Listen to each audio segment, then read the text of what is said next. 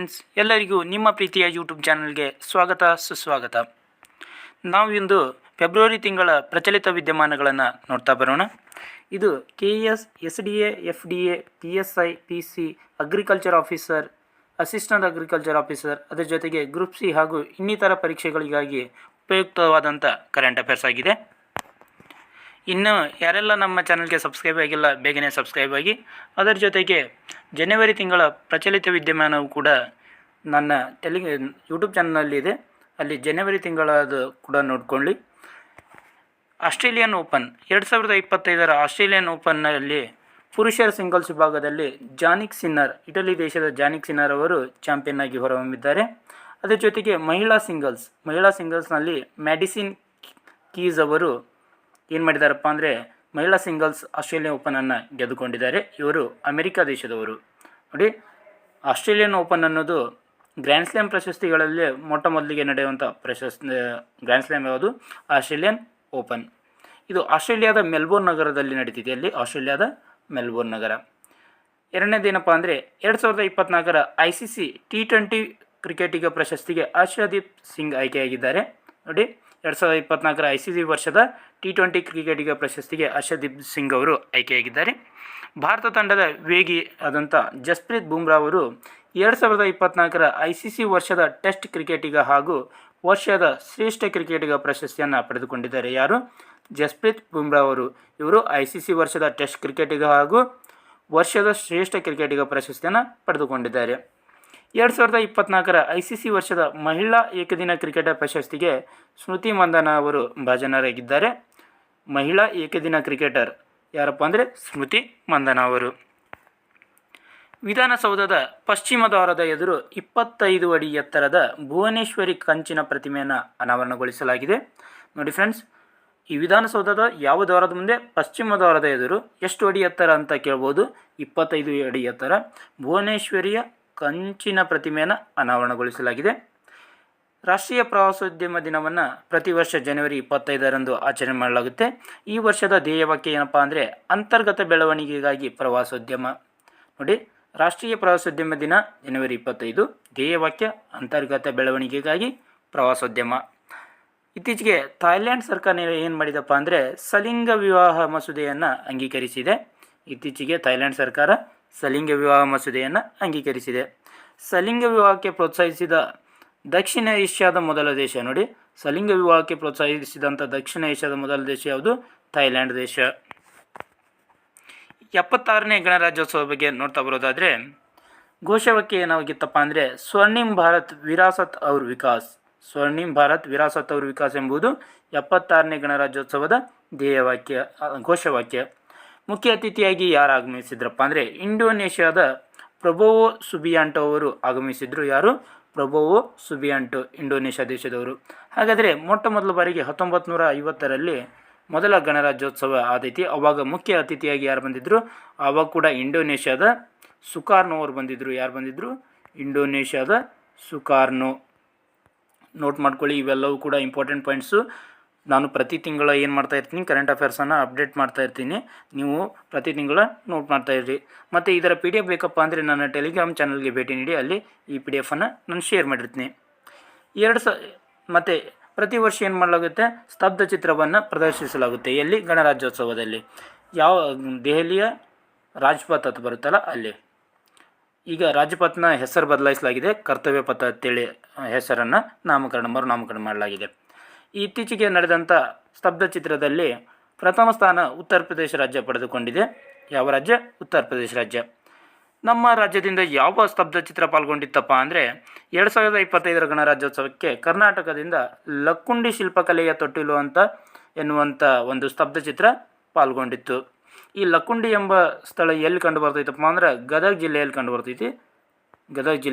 ಕಂಡು ಬರ್ತೈತೆ ಲಕ್ಕುಂಡಿ. ಇತ್ತೀಚೆಗೆ ಈ ಲಕ್ಕುಂಡಿ ಅಂತ ಸ್ಥಳ ಸುದ್ದಿಯಲ್ಲಿ ಐತೆ. ಯಾಕಪ್ಪ ಅಂದರೆ ಅಲ್ಲಿ ಪುರಾತತ್ವ ಇಲಾಖೆಯಿಂದ ಸಂಶೋಧನೆ ನಡೆಸಲಾಗ್ತಾ ಇದೆ. ಯಾಕಪ್ಪ ಅಂದರೆ ಅಲ್ಲಿ 101 ಬಾವಿ ಮತ್ತು 101 ದೇವಾಲಯಗಳ ಇದ್ದು ಅಂತೇಳಿ ಐತಿಹ್ಯ ಇದೆ. ಮಾತೃತ್ವ ಸುರಕ್ಷಾ ಅಭಿಯಾನದ ಬಗ್ಗೆ ನೋಡ್ತಾ ಬರೋದಾದರೆ ರಾಯಚೂರಿನಲ್ಲಿ ಚಾಲನೆಯನ್ನು ನೀಡಲಾಗಿದೆ. ಯಾವಾಗಪ್ಪ ಅಂದರೆ ಜನವರಿ 22ರಂದು.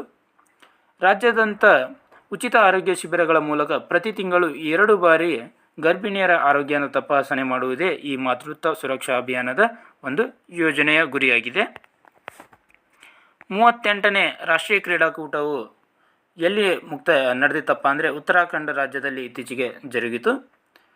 ಭಾರತದ ವಿಕೆಟ್ ಕೀಪರ್ ಆದಂಥ ವೃದ್ಧಿಮಾನ್ ಸಹಾರವರು ಎಲ್ಲ ಮಾದರಿಯ ಕ್ರಿಕೆಟ್ಗೆ ನಿವೃತ್ತಿಯನ್ನು ಘೋಷಿಸಿದ್ದಾರೆ. ನೋಡಿ, ಯಾವ ರೀತಿ ಪ್ರಶ್ನೆ ಕೇಳ್ಬೋದಪ್ಪ ಅಂದರೆ, ವೃದ್ಧಿಮಾನ್ ಸಾಹಾ ಇವರು ಯಾವ ಕ್ರೀಡೆಗೆ ಸಂಬಂಧಿಸಿದ್ದಾರೆ ಅಂತ ಕೇಳ್ಬೋದು. ನೀವು ಕ್ರಿಕೆಟ್ ಅಂತ ಆನ್ಸರ್ ಮಾಡಬೇಕಾಗುತ್ತೆ. 2024ನೇ ಸಾಲಿನ ಶ್ರೀ ಸಂತ ಸೇವಾಲಾಲ್ ಪ್ರಶಸ್ತಿಗೆ ಹಿರಿಯ ಸಾಹಿತಿಯಾದಂಥ ಡಾಕ್ಟರ್ BT ಲಲಿತಾ ನಾಯಕ್ ಅವರು ಆಯ್ಕೆಯಾಗಿದ್ದಾರೆ. ನೋಡಿ, ಮೊಟ್ಟ ಮೊದಲ ಬಾರಿಗೆ ಶ್ರೀ ಸಂತ ಸೇವಾಲಾಲ್ ಪ್ರಶಸ್ತಿಯನ್ನು ನೀಡಲಾಗ್ತಾ ಇದೆ. ಈ ಪ್ರಶಸ್ತಿಗೆ ಭಾಜನರಾದವರು ಯಾರಪ್ಪ ಅಂದರೆ BT ಲಲಿತಾ ನಾಯಕ್ ಅವರು. ಈ ಪ್ರಶಸ್ತಿಯ ಮೊತ್ತ ಎಷ್ಟಪ್ಪ ಅಂದರೆ 1 ಲಕ್ಷ ರೂಪಾಯಿ. ಇದು ಇಂಪಾರ್ಟೆಂಟ್ ಆಗುತ್ತೆ, ಯಾಕಂದರೆ ಮೊದಲ ಬಾರಿಗೆ ನೀಡಲಾಗ್ತಾ ಇದೆ. ಮೊದಲ ಬಾರಿಗೆ ಯಾರಿಗಪ್ಪ ಅಂದರೆ BT ಲಲಿತಾ ನಾಯಕ್. ಪರಾಕ್ರಮ ದಿವಸ್ ಪ್ರತಿ ವರ್ಷ ಜನವರಿ 23ನೇ ಏನಂತ ಆಚರಣೆ ಮಾಡ್ತೀವಿ ಅಂದ್ರೆ ಪರಾಕ್ರಮ ದಿವಸ್ ಅಂತ ಆಚರಣೆ ಮಾಡ್ತೀವಿ. ಯಾರ ಜನ್ಮದಿನದ ನೆನಪಿಗಾಗಿ ಅಂದರೆ ನೇತಾಜಿ ಸುಭಾಷ್ ಚಂದ್ರ ಬೋಸ್ ಅವರ ಜನ್ಮದಿನದ ನೆನಪಿಗಾಗಿ ಪರಾಕ್ರಮ ದಿವಸವನ್ನು ಆಚರಣೆ ಮಾಡ್ತೀವಿ. ಅದೇ ರೀತಿಯಾಗಿ ರಾಷ್ಟ್ರೀಯ ಹೆಣ್ಣು ಮಗುವಿನ ದಿನ, ಇದನ್ನು ಜನವರಿ 24ರಂದು ಆಚರಣೆ ಮಾಡ್ತೀವಿ. ನೋಡಿ, ಜನವರಿ 23, 24, 25, 26 ಇವು 4 ಡೇಟ್ಗಳು ನೆನಪಿಟ್ಗಳು. ಯಾಕಪ್ಪ ಅಂದರೆ ಸೀರಿಯಲ್ ವೈಸ್ ಅದಾವು ಮತ್ತು ಇಂಪಾರ್ಟೆಂಟ್ ಡೇಟ್ಗಳು. ಜನವರಿ 24 ರಾಷ್ಟ್ರೀಯ ಹೆಣ್ಣು ಮಗುವಿನ ದಿನ. ಸರ್, ಯಾವಾಗಲಿಂದ ಆಚರಣೆ ಮಾಡ್ತಾ ಇದ್ದೀವಿ ಅಂದರೆ 2008ರಿಂದ ರಾಷ್ಟ್ರೀಯ ಹೆಣ್ಣು ಮಗುವಿನ ದಿನವನ್ನು ಆಚರಣೆ ಮಾಡ್ತಾ ಇದ್ದೀವಿ. ಯಾಕೆ ಆಚರಣೆ ಮಾಡ್ತೀವಿ ಅನ್ನೋದೊಂದು ತಲೆಗಿಟ್ಕೊಳ್ಳಿ. ಯಾಕಪ್ಪ ಅಂದರೆ ಮೊದಲ ಮಹಿಳಾ ಪ್ರಧಾನಿಯಾದಂಥ ಯಾರು ಇಂದಿರಾ ಗಾಂಧಿಯವರು ಏನು ಮಾಡ್ತಾರೆ, ಅಧಿಕಾರವನ್ನು ಸ್ವೀಕರಿಸ್ತಾರೆ. ಯಾವಾಗ 1966 ಜನವರಿ 24ರಂದು ಅವರೇನು ಅಧಿಕಾರ ಸ್ವೀಕರಿಸ್ತಾರಲ್ಲ, ಆ ದಿನದ ನೆನಪಿಗಾಗಿ ಪ್ರತಿ ವರ್ಷ ರಾಷ್ಟ್ರೀಯ ಹೆಣ್ಣು ಮಗುವಿನ ದಿನವನ್ನು ಹಾಗೆ ಆಚರಣೆ ಮಾಡ್ತಾರೆ. ಅದೇ ರೀತಿಯಾಗಿ ರಾಷ್ಟ್ರೀಯ ಮತದಾರರ ದಿನ ಜನವರಿ 25ರಂದು ಆಚರಣೆ ಮಾಡ್ತಾರೆ. ಇದನ್ನು ಯಾಕೆ ಆಚರಣೆ ಮಾಡ್ತಾರಪ್ಪ ಅಂದರೆ ಮತದಾನದ ಬಗ್ಗೆ ಜನರಲ್ಲಿ ಜಾಗೃತಿಯನ್ನು ಮೂಡಿಸಲು. ಇದೇ ದಿನ ಯಾಕೆ ಆಚರಣೆ ಮಾಡ್ತಾರಪ್ಪ ಅಂದರೆ ಜನವರಿ 25, 1950ರಂದು ಏನಾಯ್ತಪ್ಪ ಅಂದರೆ ನಮ್ಮ ರಾಷ್ಟ್ರೀಯ ಚುನಾವಣಾ ಆಯೋಗ ಸ್ಥಾಪನೆ ಆಗ್ತೈತಿ. ಹೌದಾ? ರಾಷ್ಟ್ರೀಯ ಚುನಾವಣಾ ಆಯೋಗದ ಬಗ್ಗೆ ತಿಳಿಸುವಂಥ ವಿಧಿ ಎಷ್ಟನೇದಪ್ಪ ಅಂದರೆ 324ನೇ ವಿಧಿ. ಎಷ್ಟನೇ ವಿಧಿ? 324ನೇ ವಿಧಿ. ಇತ್ತೀಚೆಗೆ ಚುನಾವಣಾ ಆಯೋಗದ ಮುಖ್ಯ ಆಯುಕ್ತರನ್ನಾಗಿ ಜ್ಞಾನೇಶ್ ಕುಮಾರ್ ಅವರನ್ನು ನೇಮಕ ಮಾಡಲಾಗಿದೆ. ಯಾರಿಗೆ? ಜ್ಞಾನೇಶ್ ಕುಮಾರ್ ಅವರನ್ನು ನೇಮಕ ಮಾಡಲಾಗಿದೆ. ಈ ರಾಷ್ಟ್ರೀಯ ಮತದಾರರ ದಿನವನ್ನು ಯಾವಾಗಿಂದ ಆಚರಣೆ ಮಾಡ್ತಾ ಇದ್ದೀವಪ್ಪ ಅಂದರೆ 2011ರಿಂದ ಆಚರಣೆ ಮಾಡ್ತಾ ಇದ್ದೀವಿ. ಇದು ಎಷ್ಟನೇದಪ್ಪ ಅಂದರೆ 15ನೇ ರಾಷ್ಟ್ರೀಯ ಮತದಾರರ ದಿನವಾಗಿತ್ತು. ಧ್ಯೇಯವಾಕ್ಯ ಏನಪ್ಪ ಅಂದರೆ nothing like voting, I vote for sure. Nothing like voting, I vote for sure ಎಂಬುದು 15ನೇ ರಾಷ್ಟ್ರೀಯ ಮತದಾರರ ದಿನದ ಧ್ಯೇಯವಾಕ್ಯ. ಇತ್ತೀಚೆಗೆ 2025ನೇ ಸಾಲಿನ ಪದ್ಮ ಪ್ರಶಸ್ತಿಯನ್ನು ಘೋಷಣೆ ಮಾಡಲಾಗಿತ್ತು. ಎಷ್ಟು ಜನರಿಗೆಪ್ಪ ಅಂದರೆ 139 ಜನರಿಗೆ ಪದ್ಮ ಪ್ರಶಸ್ತಿಯನ್ನು ಘೋಷಿಸಲಾಗಿದೆ. ಪದ್ಮವಿಭೂಷಣ ಅದರಲ್ಲಿ 3 ಪದ್ಮ ಪ್ರಶಸ್ತಿಗಳಲ್ಲಿ 3 ಬರ್ತವೆ. ಒಂದು ಪದ್ಮವಿಭೂಷಣ, ಇನ್ನೊಂದು ಪದ್ಮಭೂಷಣ, ಇನ್ನೊಂದು ಪದ್ಮಶ್ರೀ. ಪದ್ಮವಿಭೂಷಣವನ್ನು ಈ ವರ್ಷ 7 ಜನರಿಗೆ ನೀಡಲಾಗಿದೆ. ಪದ್ಮಭೂಷಣವನ್ನು 19 ಜನರಿಗೆ, ಪದ್ಮಶ್ರೀ ಪ್ರಶಸ್ತಿಯನ್ನು 113 ಜನರಿಗೆ ನೀಡಲಾಗಿದೆ. ಅದರಲ್ಲಿ ಕೆಲವೊಂದಿಷ್ಟು ಪ್ರಮುಖರನ್ನು ನೋಡ್ತಾ ಬರೋದಾದರೆ ಶ್ರೀಜೇಶ್ ಇವರಿಗೆ ಪದ್ಮಭೂಷಣ ಪ್ರಶಸ್ತಿಯನ್ನು ನೀಡಲಾಗಿದೆ. ಇವರು ಹಾಕಿ ತಂಡದ ಗೋಲ್ ಕೀಪರ್ ಆಗಿದ್ದರು. ಇತ್ತೀಚೆಗೆ ಇವರು ರಾಜೀನಾಮೆಯನ್ನು ಅಥವಾ ಇವರು ವಿದಾಯವನ್ನು ಘೋಷಿಸಿದ್ದಾರೆ. ಅದೇ ರೀತಿಯಾಗಿ ಅಶ್ವಿನ್ ಇವರು ಕ್ರಿಕೆಟ್ಗೆ ವಿದಾಯವನ್ನು ಘೋಷಿಸಿದ್ದಾರೆ. ಇವರು ಸ್ಪಿನ್ ಬೌಲರ್ ಅಶ್ವಿನ್ ಅವರು. ಇವರಿಗೆ ಪದ್ಮಶ್ರೀ ಪ್ರಶಸ್ತಿಯನ್ನು ನೀಡಲಾಗಿದೆ. ಪ್ರಶಸ್ತಿ ವಿಜೇತ ಕನ್ನಡಿಗರನ್ನು ನೋಡ್ತಾ ಬರೋದಾದರೆ ಪದ್ಮ ವಿಭೂಷಣ ಪ್ರಶಸ್ತಿ ಲಕ್ಷ್ಮೀನಾರಾಯಣ್ ಸುಬ್ರಮಣಿಯಂ ಅವರಿಗೆ ಕಲೆ ವಿಭಾಗಕ್ಕೆ ಏನು ನೀಡಲಾಗಿದೆ, ಪದ್ಮವಿಭೂಷಣ ಪ್ರಶಸ್ತಿ ದೊರೆತಿದೆ. ಇವರು ಕನ್ನಡಿಗರು, ನಮ್ಮ ಕರ್ನಾಟಕದವರು. ಅದೇ ರೀತಿಯಾಗಿ ಪದ್ಮಭೂಷಣ ಪ್ರಶಸ್ತಿಯನ್ನು ಪಡೆದಂಥ ಕನ್ನಡಿಗರು ಎಸ್ ಸೂರ್ಯಪ್ರಕಾಶ್. ಇವರು ಶಿಕ್ಷಣ ಮತ್ತು ಪತ್ರಿಕೋದ್ಯಮದಲ್ಲಿ ಮಾಡಿದಂಥ ಸಾಧನೆಗೆ ಇವರಿಗೆ ಪದ್ಮಭೂಷಣ ನೀಡಲಾಗಿದೆ. ಅದೇ ರೀತಿಯಾಗಿ ಅನಂತ್ ನಾಗ್ ಇವರು ನಾಯಕ ನಟರು. ಇವರಿಗೆ ಕಲೆ ವಿಭಾಗದಲ್ಲಿ ಏನು ನೀಡಲಾಗಿದೆ, ಪದ್ಮಭೂಷಣ ಪ್ರಶಸ್ತಿಯನ್ನು ನೀಡಲಾಗಿದೆ. ಪದ್ಮಶ್ರೀ ಪ್ರಶಸ್ತಿ ಭೀಮವ್ವ ದೊಡ್ಡಬಾಳಪ್ಪ ಸಿಳ್ಳೆಕ್ಯಾತ್ ಇವರು ತೊಗಲು ಗೊಂಬೆಯಾಟ ಒಂದಲ್ಲಿ ಪ್ರಶಸ್ತಿಯನ್ನು ಪಡೆದಿದ್ದಾರೆ. ಇವರಿಗೆ ಪದ್ಮಶ್ರೀ ಪ್ರಶಸ್ತಿಯನ್ನು ನೀಡಲಾಗಿದೆ. ಅದೇ ರೀತಿಯಾಗಿ ಹಾಸನ್ ರಘು ಇವರು ಕೂಡ ಕಲೆ ವಿಭಾಗದಲ್ಲಿ ಸಾಧನೆಯನ್ನು ಮಾಡಿದ್ದಕ್ಕಾಗಿ ಇವರಿಗೆ ಪದ್ಮಶ್ರೀ ಪ್ರಶಸ್ತಿ ಲಭಿಸಿದೆ. ಪ್ರಶಾಂತ್ ಪ್ರಕಾಶ್ ವ್ಯಾಪಾರ ಮತ್ತು ಕೈಗಾರಿಕೆಯಲ್ಲಿ ಸಾಧನೆ ಮಾಡಿದ್ದಕ್ಕಾಗಿ ಪ್ರಶಾಂತ್ ಪ್ರಕಾಶ್ ಅವರಿಗೆ ಪದ್ಮಶ್ರೀ ಪ್ರಶಸ್ತಿ ಲಭಿಸಿದೆ. ಇವರು ಕೂಡ ಕನ್ನಡಿಗರ ಬಗ್ಗೆನೇ ಹೇಳ್ತಾ ಇದ್ದೀನಿ ಇವಾಗ. ರಿಕಿ ಗ್ಯಾನ್ಕೇಜ್ ಕಲೆ ವಿಭಾಗದಲ್ಲಿ ಪದ್ಮಶ್ರೀ ಪ್ರಶಸ್ತಿಯನ್ನು ಪಡೆದಿದ್ದಾರೆ. ವೆಂಕಪ್ಪ ಅಂಬಾಜಿ ಸುಗಟೇಕರ್ ಇವರು ಗೊಂದಲಿ ಭೀಷ್ಮ ಅಂತೇಳಿ ಕರೀತಾರೆ ಇವರಿಗೆ. ವೆಂಕಪ್ಪ ಅಂಬಾಜಿ ಸುಗಟೇಕರ್ ಇವರಿಗೂ ಕೂಡ ಪದ್ಮಶ್ರೀ ಪ್ರಶಸ್ತಿ ಲಭಿಸಿದೆ. ವಿಜಯಲಕ್ಷ್ಮಿ ದೇವಮಾನೆ ವೈದ್ಯಕೀಯ ವಿಭಾಗದಲ್ಲಿ ಇವರಿಗೆ ಪದ್ಮಶ್ರೀ ಪ್ರಶಸ್ತಿ ಲಭಿಸಿದೆ. ಅಂದರೆ ವೈದ್ಯಕೀಯದಲ್ಲಿ ಇವರು ಸಾಧನೆ ಮಾಡಿದ್ದಕ್ಕಾಗಿ ಇವರಿಗೆ ಪದ್ಮಶ್ರೀ ಪ್ರಶಸ್ತಿ ಲಭಿಸಿದೆ. ನ್ಯಾಷನಲ್ ಟ್ರೈಬಲ್ ಹೆಲ್ತ್ ಕಾನ್ಫರೆನ್ಸ್ ಇತ್ತೀಚೆಗೆ ಏನು ನಡೀತು ನವದೆಹಲಿಯಲ್ಲಿ. ನ್ಯಾಷನಲ್ ಟ್ರೈಬಲ್ ಹೆಲ್ತ್ ಕಾನ್ಫರೆನ್ಸ್ 2025 ನಡೀತಿಯಲ್ಲಿ ನವದೆಹಲಿಯಲ್ಲಿ. ರಾಜ್ಯ ಹಿಂದುಳಿದ ವರ್ಗದ ಆಯೋಗದ ಮುಖ್ಯಸ್ಥರನ್ನಾಗಿ ಮಧುಸೂದನ್ ನಾಯಕ್ ಅವರನ್ನು ನೇಮಕ ಮಾಡಲಾಗಿದೆ. ಫಿಸ್ಕಲ್ ಹೆಲ್ತ್ ಇಂಡೆಕ್ಸ್ ಇದನ್ನು ಯಾರು ಪ್ರಕಟಿಸ್ತಾರಂದರೆ ನೀತಿ ಆಯೋಗದವರು ಪ್ರಕಟಿಸ್ತಾರೆ. ನೀತಿಯ ಫುಲ್ ಫಾರ್ಮ್ ಏನಪ್ಪ ಅಂದರೆ national institution for transforming India. ನೀತಿ ಆಯೋಗವು ಯೋಜನಾ ಆಯೋಗ ತಿತ್ತು ನೋಡು, ಯೋಜನಾ ಆಯೋಗದ ಬದಲಾಗಿ ನೀತಿ ಆಯೋಗ ಅಂತೇಳಿ ಬರ್ತೈತಿ. ನೀತಿ ಆಯೋಗ 2015 ಜನವರಿ 1ರಂದು ಸ್ಥಾಪನೆ ಆಗ್ತೈತಿ. ಮೊದಲು ಯಾವ ಆಯೋಗ ಇತ್ತು? ಯೋಜನಾ ಆಯೋಗ ಇತ್ತು. ಹೌದಾ. ಈ ಫಿಸ್ಕಲ್ ಹೆಲ್ತ್ ಇಂಡೆಕ್ಸ್ ಪ್ರಕಾರ ಒಡಿಸ್ಸಾ ರಾಜ್ಯವು ಪ್ರಥಮ ಸ್ಥಾನದಲ್ಲಿದೆ. 2ನೇ ಸ್ಥಾನದಲ್ಲಿ ಛತ್ತೀಸ್ಗಢ, 3ನೇ ಸ್ಥಾನದಲ್ಲಿ ಗೋವಾ ರಾಜ್ಯ ಇದೆ. ಸ್ವತಂತ್ರ ಭಾರತದಲ್ಲಿ ಏಕರೂಪ ನಾಗರಿಕ ಸಂಹಿತೆಯನ್ನು ಅಂದರೆ ಈ ಏಕರೂಪ ನಾಗರಿಕ ಸಂಹಿತೆಗೆ ಸಂಬಂಧಪಟ್ಟಂಥ ವಿಧಿ 44ನೇ ವಿಧಿ. ಈ ಏಕರೂಪ ನಾಗರಿಕ ಸಂಹಿತೆಯನ್ನು ಜಾರಿಗೆ ತಂದಂಥ ಮೊದಲ ರಾಜ್ಯ ಅಂದರೆ ಸ್ವತಂತ್ರ ಭಾರತದಲ್ಲಿ ಉತ್ತರಾಖಂಡ್ ರಾಜ್ಯವು ಸ್ವತಂತ್ರ ಭಾರತದಲ್ಲಿ ಏಕರೂಪ ನಾಗರಿಕ ಸಂಹಿತೆಯನ್ನು ಜಾರಿಗೆ ತಂದಂಥ ಮೊದಲ ರಾಜ್ಯ. ಸ್ವತಂತ್ರಕ್ಕಿಂತ ಪೂರ್ವದಲ್ಲಿ ಅಂತ ನೋಡ್ತಾ ಬರೋದಾದರೆ ಗೋವಾ ರಾಜ್ಯವು ಸ್ವತಂತ್ರಕ್ಕಿಂತ ಪೂರ್ವದಲ್ಲಿ ಏಕರೂಪ ನಾಗರಿಕ ಸಂಹಿತೆಯನ್ನು ಜಾರಿಗೆ ತಂದಿದೆ. ಕರ್ನಾಟಕ ಮಾಹಿತಿ ಆಯೋಗದ ಮುಖ್ಯ ಮಾಹಿತಿ ಆಯುಕ್ತರಾಗಿ ಎಂ ಪ್ರಸಾದ್ ಅವರನ್ನು ನೇಮಕ ಮಾಡಲಾಗಿದೆ. ಯಾರನ್ನು? ಎಂ ಪ್ರಸಾದ್. ಮಹಾಕುಂಭಮೇಳ ಇತ್ತೀಚೆಗೆ ಇದು ಸುದ್ದಿಯಲ್ಲಿತ್ತು. 144 ವರ್ಷದ ನಂತರ ಈ ಮಹಾಕುಂಭಮೇಳವು ನಡೀತಾ ಇದೆ. ಎಲ್ಲಪ್ಪ ಅಂದರೆ ಉತ್ತರ ಪ್ರದೇಶದ ಪ್ರಯಾಗ್ರಾಜ್ನಲ್ಲಿ. ಉತ್ತರ ಪ್ರದೇಶದ ಪ್ರಯಾಗ್ರಾಜ್. ಅದರಲ್ಲೂ ನೋಡ್ತಾ ಬರೋದಾದರೆ ತ್ರಿವೇಣಿ ಸಂಗಮ ಎನ್ನುವಂಥ ಸ್ಥಳದಲ್ಲಿ. ಈ ತ್ರಿವೇಣಿ ಸಂಗಮ ಯಾವುದಕ್ಕೆ ಪ್ರಸಿದ್ಧಿಯಪ್ಪ ಅಂದರೆ ಗಂಗಾ, ಯಮುನಾ ಮತ್ತು ಸರಸ್ವತಿ ನದಿಗಳ ಸಂಗಮವೇ ತ್ರಿವೇಣಿ ಸಂಗಮ. ಇಲ್ಲಿ ಗಂಗಾ, ಯಮುನಾ ಮತ್ತು ಸರಸ್ವತಿ ನದಿಗಳು ಬಂದು ಕೂಡ್ತಾವು. ತ್ರಿವೇಣಿ ಸಂಗಮದಲ್ಲಿ. ಇದು ಕಂಡುಬರೋದು ಉತ್ತರ ಪ್ರದೇಶದ ಪ್ರಯಾಗ್ರಾಜ್ನಲ್ಲಿ. ಈ ಸರಸ್ವತಿ ನದಿ ಇತ್ತೀಚೆಗೆ ಗುಪ್ತಗಾಮಿನಿ ಅಂತ ಕರೀತಾರೆ. ಗುಪ್ತಗಾಮಿನಿ ಅಂತ ಯಾಕೆ ಕರೀತಾರಪ್ಪ ಅಂದರೆ ಈ ನದಿಯು ಮೇಲ್ಭಾಗದಲ್ಲಿ ಕಂಡುಬರುವುದಿಲ್ಲ, ಭೂಮಿಯ ತಳಭಾಗದಲ್ಲಿ ಹರಿದು ಬಂದು ಗಂಗಾ ನದಿಯನ್ನು ಸೇರುತ್ತಂತೆ. ಜಗತ್ತಿನ ಅತಿ ದೊಡ್ಡ ಸಾಹಿತ್ಯೋತ್ಸವ ಯಾವುದಪ್ಪ ಅಂದರೆ ಜೈಪುರ ಸಾಹಿತ್ಯೋತ್ಸವ ಅಥವಾ ಜೈಪುರ ಸಾಹಿತ್ಯ ಸಮ್ಮೇಳನ. ಇದು ರಾಜಸ್ಥಾನ್ ರಾಜ್ಯದಲ್ಲಿ ನಡೀತೈತಿ. ಯಾವ ರಾಜ್ಯದಲ್ಲಿ? ರಾಜಸ್ಥಾನ್ ರಾಜ್ಯದಲ್ಲಿ. ನೆಕ್ಸ್ಟ್, ಪೊಲೀಸ್ ನೇರ ನೇಮಕಾತಿಯಲ್ಲಿ ಕ್ರೀಡಾ ಅಭ್ಯರ್ಥಿಗಳಿಗೆ ಮೀಸಲಾತಿ ಎಷ್ಟಿತ್ತಪ್ಪ ಅಂದರೆ 2% ಮೊದಲಿತ್ತು.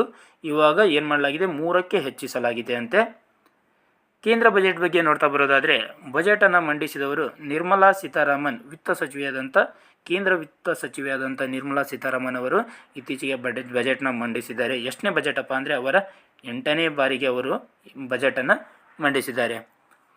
ಬಜೆಟ್ನ ಗಾತ್ರ ನೋಡ್ತಾ ಬರೋದಾದರೆ 50.65 ಲಕ್ಷ ಕೋಟಿ ರೂಪಾಯಿ.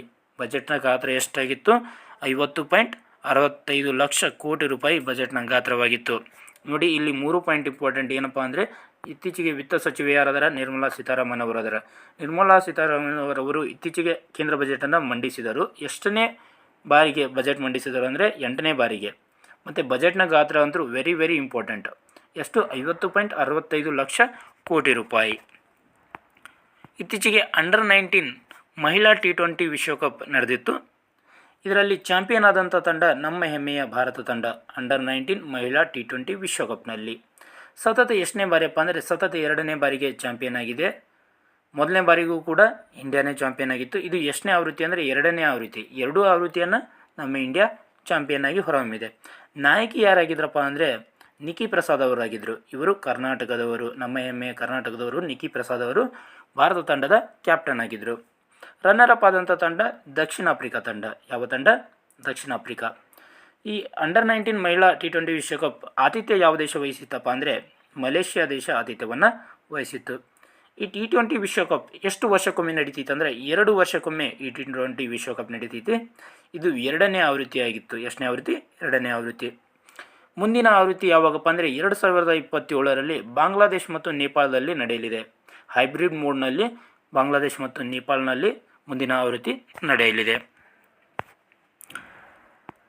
ಇತ್ತೀಚೆಗೆ ಚಂದ್ರಿಕಾ ಟಂಡನ್ ಅವರಿಗೆ ಗ್ರ್ಯಾಮಿ ಪ್ರಶಸ್ತಿ ಲಭಿಸಿದೆ. ಯಾವ ಪ್ರಶಸ್ತಿ? ಗ್ರ್ಯಾಮಿ ಪ್ರಶಸ್ತಿ. ಯಾರಿಗೆ? ಚಂದ್ರಿಕಾ ಟಂಡನ್ ಅವರಿಗೆ. ಇತ್ತೀಚೆಗೆ ಆರ್ ಪ್ರಜ್ಞಾನಂದ್ ಅವರು ಟಾಟಾ ಸ್ಟೀಲ್ ಚೆಸ್ನಲ್ಲಿ ಚಾಂಪಿಯನ್ ಆಗಿದ್ದಾರೆ ಅಥವಾ ಗೆದ್ದಿದ್ದಾರೆ. Sterile app. ಈ ಸ್ಟರೈಲ್ ಆ್ಯಪ್ ಅನ್ನೋದು ಯಾವುದಕ್ಕೆ ಸಂಬಂಧಪಟ್ಟೈತಪ್ಪ ಅಂದರೆ ಎಲ್ಲ ರೈಲ್ವೆ ಸೇವೆಗಳನ್ನು ಒಂದೇ ಕಡೆ ನೀಡುವಂಥ ಒಂದು ಆ್ಯಪ್. ಯಾವುದು? Sterile app. ನೋಡಿ, ಇದು ವೆರಿ ಇಂಪಾರ್ಟೆಂಟ್ ಆಗುತ್ತೆ. ಸ್ಟರೈಲ್ ಆ್ಯಪ್ ಯಾವುದಕ್ಕೆ ಸಂಬಂಧಪಟ್ಟೈತಿ? ಎಲ್ಲ ರೈಲ್ವೆ ಸೇವೆಗಳನ್ನು ಏನು ಮಾಡ್ತಿತ್ತ ಒಂದೇ ಕಡೆ ನೀಡುವಂಥ ಒಂದು app SwaRail app. SwaRail app. Forbes 2025ರ ಬಲಾಢ್ಯ ರಾಷ್ಟ್ರಗಳ ಪಟ್ಟಿಯಲ್ಲಿ ಭಾರತಕ್ಕೆ 12ನೇ ಸ್ಥಾನ ದೊರೆತಿದೆ. ಮೊದಲ ಸ್ಥಾನದಲ್ಲಿ ಅಮೆರಿಕ ಇದೆ. ಯಾವುದು? ಫೋರ್ಬ್ಸ್ನ 2025ರ ಬಲಾಢ್ಯ ರಾಷ್ಟ್ರಗಳ ಪಟ್ಟಿಯಲ್ಲಿ ಭಾರತಕ್ಕೆ 12ನೇ ಸ್ಥಾನ. ಇತ್ತೀಚೆಗೆ RBI ಏನು ಮಾಡಿದೆ ಅಂದರೆ ರೆಪೋ ದರವನ್ನು ಇಳಿಸಿದೆ. ಎಷ್ಟಕ್ಕೆಪ್ಪ ಅಂದರೆ 6.5 ಇತ್ತದು. ಎಷ್ಟಿತ್ತು? 6.5 ಇದ್ದಂಥ ರೆಪೋ ದರವನ್ನು 6.25ಗೆ ಇಳಿಸಿದೆ. RBI ಗವರ್ನರ್ ಯಾರದಾರಪ್ಪ ಅಂದರೆ ಸಂಜಯ್ ಮಲ್ಹೋತ್ರಾ ಅವರು ಅದರ. RBI ಗವರ್ನರ್ ಯಾರದಾರ? ಸಂಜಯ್ ಮಲ್ಹೋತ್ರಾ. RBIನ ವಿಸ್ತೃತ ರೂಪ ರಿಸರ್ವ್ ಬ್ಯಾಂಕ್ ಆಫ್ ಇಂಡಿಯಾ. ಇದು ತನ್ನ ಕೇಂದ್ರ ಕಚೇರಿಯನ್ನು ಮುಂಬೈನಲ್ಲಿ ಹೊಂದಿದೆ. ಎಲ್ಲಿ ಹೊಂದೈತಿ? ಮುಂಬೈನಲ್ಲಿ ತನ್ನ ಕೇಂದ್ರ ಕಚೇರಿಯನ್ನು RBI ಹೊಂದಿದೆ. RBI ಯಾವಾಗ ಸ್ಥಾಪನೆ ಆಗುತ್ತಪ್ಪ ಅಂದರೆ 1935ರಲ್ಲಿ ಸ್ಥಾಪನೆ ಆಗುತ್ತೆ. ಯಾವಾಗ? 1935ನಲ್ಲಿ RBI ಸ್ಥಾಪನೆಯಾಗಿ 1949ರಲ್ಲಿ ರಾಷ್ಟ್ರೀಕರಣಗೊಳ್ಳುತ್ತೆ. ರಾಷ್ಟ್ರೀಕರಣ ಅಂದರೆ ಏನಪ್ಪ ಅಂದರೆ ಖಾಸಗಿ ಒಡೆತನದಲ್ಲಿದ್ದಂಥ ಬ್ಯಾಂಕ್ ಏನಾಗುತ್ತೆ ಸರ್ಕಾರ ಒಡೆತನಕ್ಕೆ ಬರುತ್ತೆ. ಅದನ್ನೇ ರಾಷ್ಟ್ರೀಕರಣ ಅಂತ ಕರಿತೀವಿ. ಎಷ್ಟರಲ್ಲಿ ರಾಷ್ಟ್ರೀಕರಣ ಆಗುತ್ತೆ? 1949ರಲ್ಲಿ. ಕಾವೇರಿ 2.0 ಪೋರ್ಟಲ್ ಇತ್ತೀಚೆಗೆ ಸುದ್ದಿಯಲ್ಲಿದೆ. ಯಾಕಪ್ಪ ಅಂದರೆ ಇದು ಯಾವುದಕ್ಕೆ ಸಂಬಂಧಪಟ್ಟೈತೆ ಅಂದರೆ ಆಸ್ತಿ ಖರೀದಿ ಮತ್ತು ಮಾರಾಟ ಸೇರಿ ನೋಂದಣಿ ಪ್ರಕ್ರಿಯೆಗೆ ಬಳಸುವಂಥ ಒಂದು ತಂತ್ರಾಂಶವೇ ಯಾವುದು? ಕಾವೇರಿ 2.0 ಪೋರ್ಟಲ್. ಭ್ರಷ್ಟಾಚಾರ ಗ್ರಹಿಕಾ ಸೂಚ್ಯಂಕ 2024 ಪ್ರಕಟಗೊಂಡಿದೆ. ಇದರಲ್ಲಿ ನಮ್ಮ ಭಾರತವು 93ನೇ ಸ್ಥಾನವನ್ನು ಪಡೆದಿದೆ. ಎಷ್ಟನೇ ಸ್ಥಾನ? 93ನೇ ಸ್ಥಾನ. ಸೈಕ್ಲೋನ್ ಸಮರಾಭ್ಯಾಸ. ಇತ್ತೀಚೆಗೆ ಭಾರತ ಮತ್ತು ಈಜಿಪ್ಟ್ ರಾಷ್ಟ್ರಗಳ ನಡುವೆ ಸೈಕ್ಲೋನ್ ಸಮರಾಭ್ಯಾಸ ಜರುಗಿತು. ಇಂಡಿಯನ್ ಸ್ನೂಕರ್ ಚಾಂಪಿಯನ್ಶಿಪ್ ಪ್ರಶಸ್ತಿ. ಈ ಇಂಡಿಯನ್ ಸ್ನೂಕರ್ ಚಾಂಪಿಯನ್ಶಿಪ್ ಪ್ರಶಸ್ತಿಯನ್ನು ಇತ್ತೀಚೆಗೆ ಪಂಕಜ್ ಅಡ್ವಾಣಿ ಅವರು ಪಡೆದುಕೊಂಡಿದ್ದಾರೆ. ಅದೇ ರೀತಿಯಾಗಿ ಒಂದು ಕ್ಯಾಟ್ಸ್ ವಾರಿಯರ್ ಎಂಬುದು ಏನಂತೆ ಪ್ರಶ್ನೆ ಕೇಳ್ಬೋದು ನಿಮಗೆ. ಇದೊಂದು ಪೈಲಟ್ ರಹಿತ ಯುದ್ಧ ವಿಮಾನ. ನೋಡಿ, ಪೈಲಟ್ ರಹಿತ ಯುದ್ಧ ವಿಮಾನಗಳು ಕೂಡ ಅನ್ವೇಷಣೆಗೊಂಡಿದ್ದಾವೆ. ಕ್ಯಾಟ್ ವಾರಿಯರ್ ಅದರ ಹೆಸರು. ಕ್ಯಾಟ್ ವಾರಿಯರ್ ಎಂಬುದು ಒಂದು ಪೈಲಟ್ ರಹಿತ ಯುದ್ಧ ವಿಮಾನ. ದೆಹಲಿಯ 4ನೇ ಮಹಿಳಾ ಮುಖ್ಯಮಂತ್ರಿಯಾಗಿ ಇತ್ತೀಚೆಗೆ ರೇಖಾ ಗುಪ್ತಾ ಅವರು ಅಧಿಕಾರವನ್ನು ಸ್ವೀಕರಿಸಿದ್ದಾರೆ. ಇತ್ತೀಚೆಗೆ ದೆಹಲಿ ಚುನಾವಣೆ ನಡೆಯಿತು. ಅದರಲ್ಲಿ BJP ಪಕ್ಷವು ಬಹುಮತವನ್ನು ಪಡೆದು ಅಧಿಕಾರವನ್ನು ಪಡೆದುಕೊಂಡಿದೆ. ಅದರಲ್ಲಿ ರೇಖಾ ಗುಪ್ತಾ ಅವರನ್ನು ಮುಖ್ಯಮಂತ್ರಿಯನ್ನಾಗಿ ಮಾಡಲಾಗಿದೆ. ಕೇಂದ್ರ ಚುನಾವಣಾ ಆಯೋಗದ 26ನೇ ಮುಖ್ಯ ಚುನಾವಣಾ ಆಯುಕ್ತರಾಗಿ ಜ್ಞಾನೇಶ್ ಕುಮಾರ್ ನೇಮಕ. ಎಷ್ಟನೇ ಮುಖ್ಯ ಚುನಾವಣಾ ಆಯುಕ್ತರು? 26ನೇ ಮುಖ್ಯ ಚುನಾವಣಾ ಆಯುಕ್ತರು. ಇವರನ್ನು ಯಾರು ನೇಮಕ ಮಾಡ್ತಾರೆ ಅಂದರೆ ರಾಷ್ಟ್ರಪತಿಯವರು ನೇಮಕ ಮಾಡ್ತಾರೆ. ಯಾರು ನೇಮಕ ಮಾಡ್ತಾರೆ? ರಾಷ್ಟ್ರಪತಿ. ಹಾಗಾದರೆ ಎಷ್ಟನೇ ವಿಧಿಯ ಪ್ರಕಾರ ನೇಮಕ ಮಾಡ್ತಾರೆ ಅಂತ ನೀವು ಕೇಳ್ಬೋದು. 324ನೇ ವಿಧಿಯ ಪ್ರಕಾರ ರಾಷ್ಟ್ರಪತಿಯವರು ಏನು ಮಾಡ್ತಾರೆ? ಮುಖ್ಯ ಚುನಾವಣಾ ಆಯುಕ್ತರನ್ನು ನೇಮಕ ಮಾಡ್ತಾರೆ. ರಾಜ್ಯ ಅರಣ್ಯ ಪಡೆಯ ಮೊದಲ ಮಹಿಳಾ ಮುಖ್ಯಸ್ಥರಾಗಿ ಮೀನಾಕ್ಷಿ ನೇಗಿಯವರು ನೇಮಕಗೊಂಡಿದ್ದಾರೆ.